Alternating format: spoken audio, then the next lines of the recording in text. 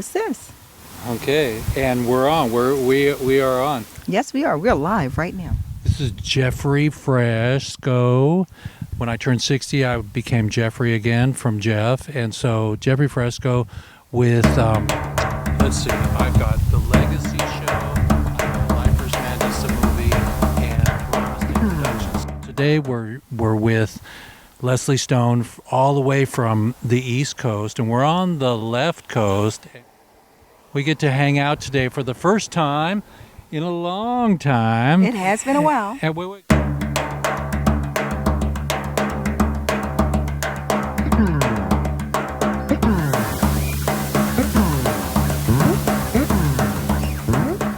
So everybody, this is Jeffrey, and I'm getting into some trouble with some beautiful Canna angels from all over the planet and America. We're in America. We're thinking about going to Glasgow for the summit, the climate control summit, and I'm with Leslie. Leslie's moving some incredible energy through the cannabis industry.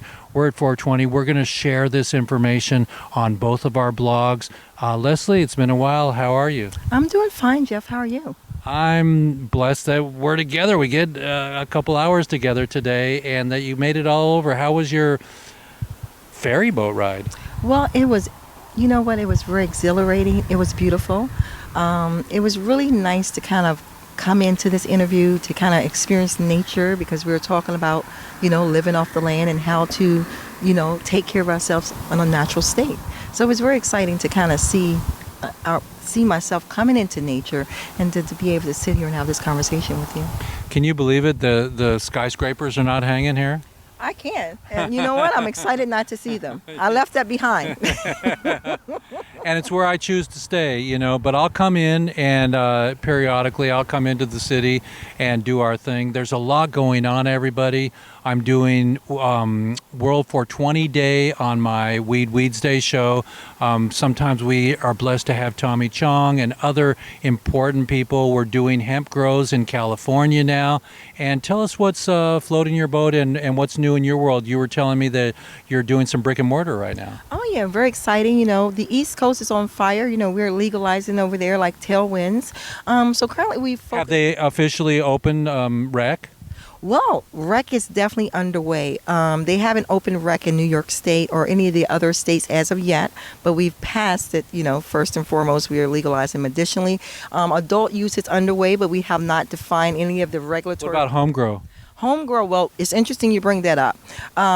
The state of Virginia, well, actually both Virginia and New York is really pushing home grow currently right now. The state of Virginia actually legalized in April, and they are allowing each individual to grow up to 4 plants. So I believe that home growing is going to be one of the biggest sectors on the East Coast right now. And it seems like a lot of the people there are very eager to just kind of dive into using their green thumbs. Right. And for CBD and rec, growing our medical marijuana, are the big boys getting involved, or are still the behind the scenes entrepreneurs or ganjapreneurs? Are they definitely, because I know in certain states it costs a lot just to get the license.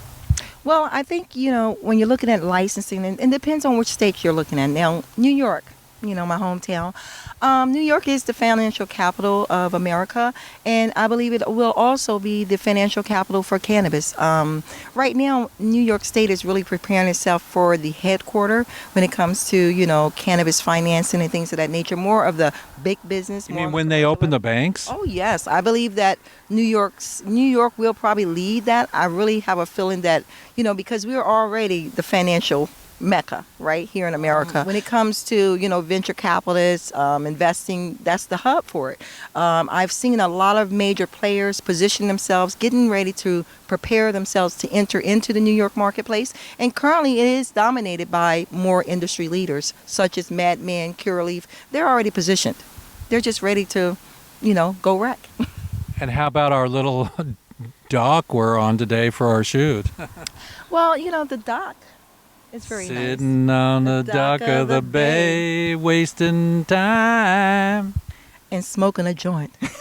Well, fire that baby up. So we're here on the 420 News Network.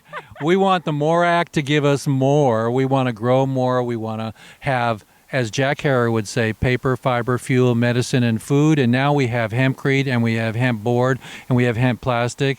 And I'm with one of my favorite ganjapreneur angels, Leslie Stone. You know, Jeffrey, it is such a delight being here and just being able to have an open, candid conversation in such an environment. And really just kind of taking a look at where we are in the industry, how it has evolved from the time we first started our interactions.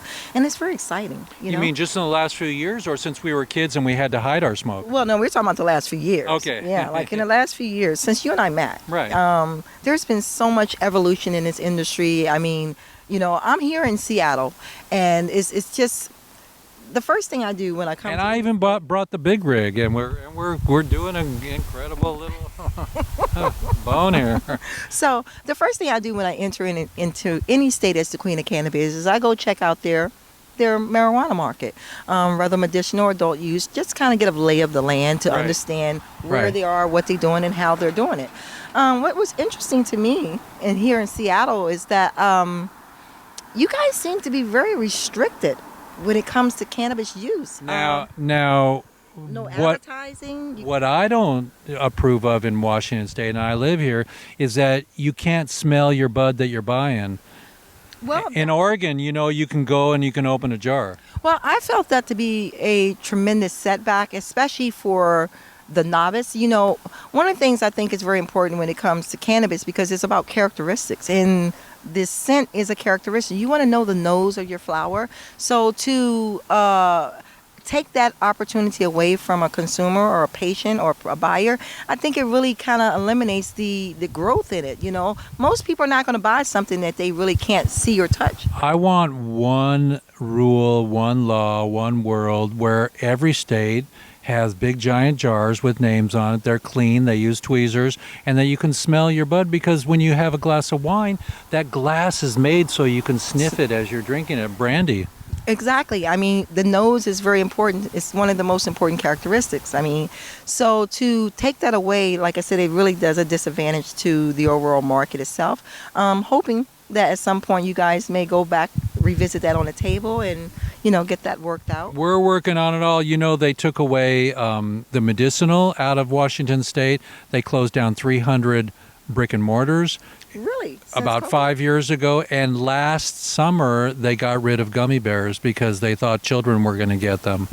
Well, I mean, I understand the concern when it comes to gummies. Why not have a locked plastic jar? I agree with you, but once again, because some people aren't taking the necessary precautions, we must be careful when it comes to the kids. And Super that's the one careful. thing that, you know, when it comes to the opposition, they do have a little validity. I mean, to a certain extent, you know, we don't want to have children misusing, you know, marijuana. And that's a concern for, I think, any parent or any adult. And once again, it's all about creating something that works well for everyone. Well, for everyone, at least we're going to get our prisoners home in my lifetime. I'm not going to die with any prisoners in jail. We're going to be doing our concert in at 420 this year to raise an NFT fund for the prisoners. And we're going to have a trust fund for gifting them their restitution. Restitution means we're sorry, and this is what you deserve because you were out of commission for 30 years for nonviolence. Well, I mean, I don't think there's enough. There's no amount that could really be contributed to these people that have been, you know, marginalized due to the war on drugs. But at the same time, to kind of come back and pay it forward in some capacity and ensuring that they do have a part of this industry or play a part in this industry because they have been damaged. Their families have been torn apart. They've lost their homes. So there's been so many repercussions for this, that, you know, this plant that should have never been illegal, that's now a legal plant. So how do we really take care of these individuals? Eddie Lepp, before he passed away about a month ago, was in jail for 10 years, more or less. He just got out, and I interviewed him just like we're doing right now. And Eddie says, when you put me away, you put my family away. So you put the families in jail. And I want to raise the money for my next film, everybody. Send me your dough.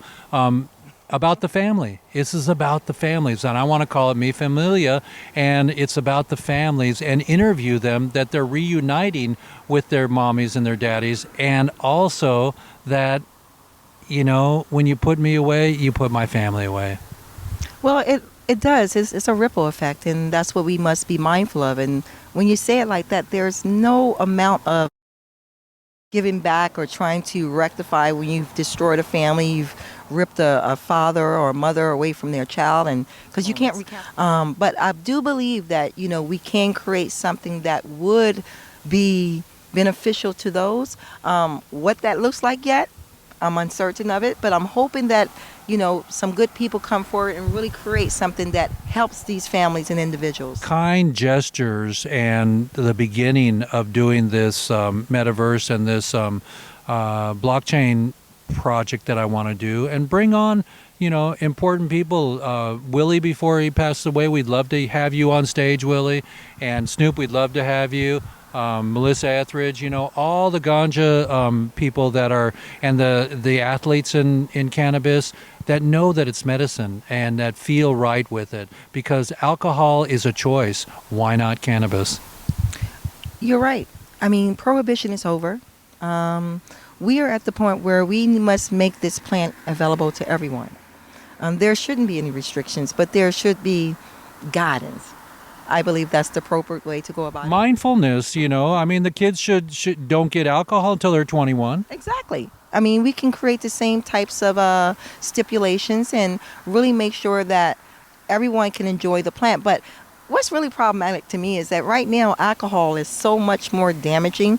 I mean, when it comes to drunk driving, how it impacts our bodies. However, you can go and buy a beer or a cocktail anywhere, and they're really restricting access to marijuana, and that is very problematic to me. Well, I think that people say that marijuana is the gateway drug to the munchies. Well, I agree with that. I was going to say gateway to what?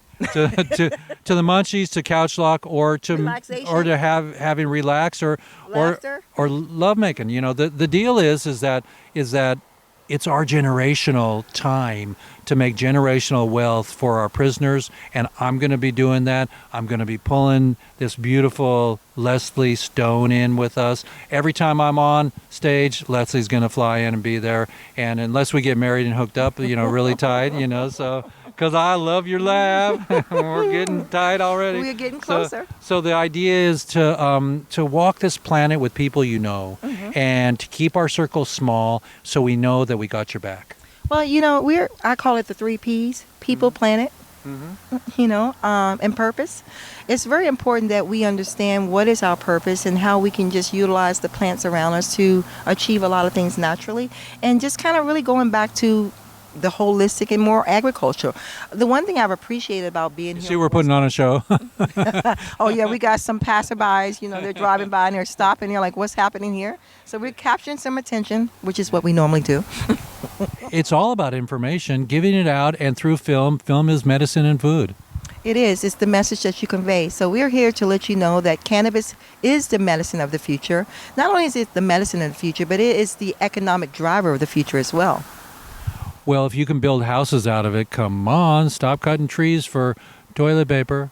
Well, I mean, let's talk about hemp, you know, because you're wearing this marvelous hemp attire. Right. Many people, I think, just don't understand the multitude of applications when it comes to the hemp plant, right? So I think hemp is the most precious commodity in the world, if you ask me. When it comes to usage. At the Global Warming Summit in Glasgow, we were invited there. If we can fly there, we can get there and do what we're doing now there. They're going to be doing outside the hemp the summit. They're going to have a hemp summit, and the plant heals the soil. Actually, it puts more nitrogen back in the soil, and it does carbon into the air. Well, now see, once again, there are so many usages with this. Tommy Chong said in an interview, excuse me for pulling Tommy in, he said in an interview, it's one of God's most important plants on the planet. Well, I believe we know that, and they've kept that suppressed from us until now. You know, it's biofuel, it's textile, It is a source of food and fiber. I mean, it's Plastic. It makes plastic. It makes plastic. Biodegradable plastic. Exactly. And right now we're really focusing on sustainability and using it to create hempcrete homes, which is going to be a lot more cost effective. And it also helps with a lot of the weather issues that we have when it comes to winterizing, how things interact with weather. Hemp has none of those obstacles. Hemp has an incredible R value, and my father was an architect, so I know R value, and that's sound and winter, like you're saying. Mm-hmm. It has a great use for. They're spraying a lot of insides of homes for instead of fiberglass. They're using hemp. Are you serious? To insulate the homes now? Yes. For insulation? Yeah, hemp insulation. Wow. And so they're blowing that in. And so everybody, we're with Leslie Stone. Leslie, Hi, everyone. we're not going to smoke on set here, but you know what? It's time just to chill and get the camera out of the way. Any final words? Stay tuned for more, guys. There's going to be a lot of great things coming from New York and from Washington. And what do you have for the children? For the children, I just want you guys to know that cannabis is a wonderful plant, but once again, you must use it properly.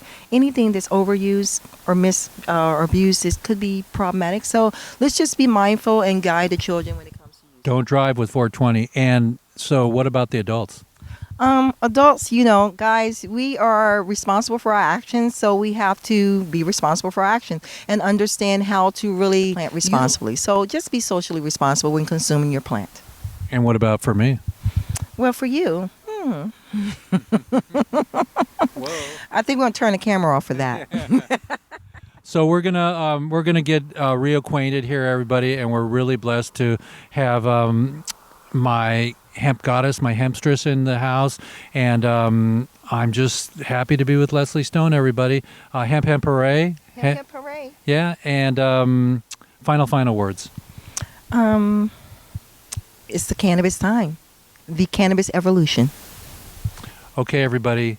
Paper, fiber, fuel, medicine, food, hempcrete, and plastic, and be responsible. See you next show. And one other thing, just remember, in a green rush, money does grow on trees.